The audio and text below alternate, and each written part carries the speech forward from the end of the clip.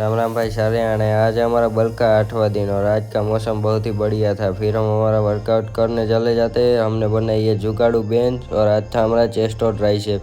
फिर हमने लगाई मिडलाइन डंबल प्रेस जो 3 सेट 15 रेपिटेशन के। और इसको लगाने के बाद हम लगा लेते हैं incline dumbbell press 3 set 15 repetition के।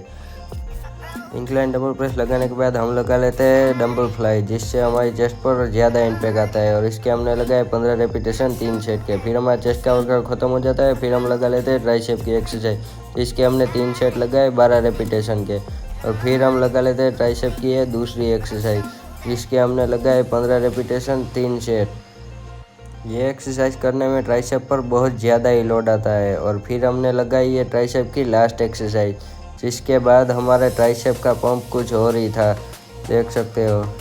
आपको ये पंप अच्छा लगे तो ये हमारे वीडियो को लाइक सब्सक्राइब ज़रूर करना।